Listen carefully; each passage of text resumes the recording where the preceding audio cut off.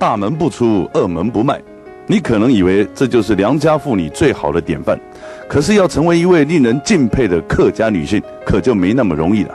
做到三头三面，可以说是最基本的要求了。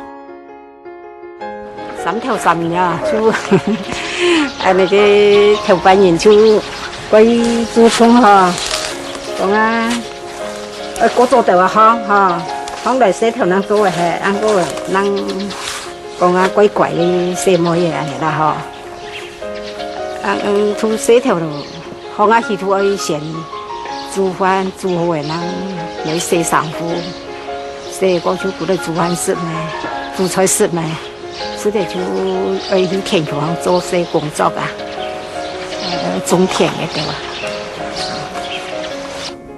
罗阿婆每天一大早，天还没亮就得出门开始田里的耕作，灌溉、除草、施肥，所有的工作都由罗阿婆一个人一手包办。这个阿婆实在让人佩服啊！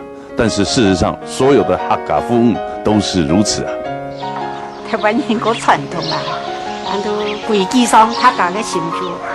双年下沙就安尼啊，就如果有样看样啊，什么人就那是一个人的规有规矩哈，他敢安尼就安尼啦，他敢安尼就安尼。好人家的女儿不但要乖要贤惠，还要不怕风吹日晒雨淋，而挑媳妇的标准更是越扎神越厚啊。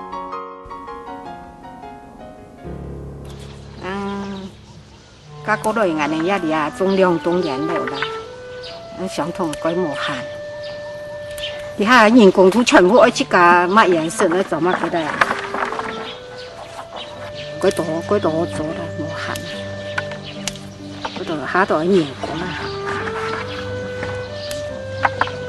啊，家嗰類也相同啦，嗬，就係相同做相同嘅洗頭啦，冇拖過有數啊。我偷到有时人就做生呢。有能力可以工作就是一种光荣。他赶紧相信，要辛勤努力才会有好日子过。所以就算再辛苦，罗阿婆从来没有放弃过自己的梦想。什么时节哈，年轻时节，想好一个当个裁缝师就来太白噶就唔闲。你看按到洗头种年那个得啦哈，留起来做事啊，一年多里啊就，俺那钢铁的人们哈，手搓手还得喊呀，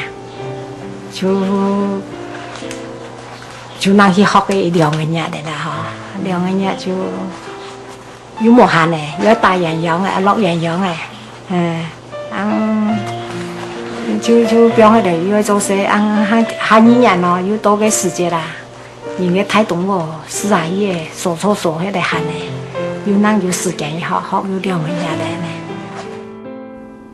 人家学2年出师，罗阿婆1年学2个月，一样可以做出自己的一片天。现在阿婆的手工艺品由于销路太好，已经做唔差的，加上田野的工作要做，家里的店铺要顾，阿婆可以说是忙到不行。可是这样忙碌的日子算一算，阿婆都已经过了70年了。问阿婆有没有觉得很辛苦，阿婆会告诉你，我从来就冇想过啊。就台湾人都训练嘅，就团练啊都按嘅啊。感觉生意就会辛苦这才做惯了啊，都人讲啊，团练啊，会健康，会强壮个身体，都冇乜关系的，习惯了就好了。在阿婆的那个年代里，客家妇女没有包裹着小脚，每天总是抛头露面，她们就像男人一般，在田野里肩负着沉重的锄头。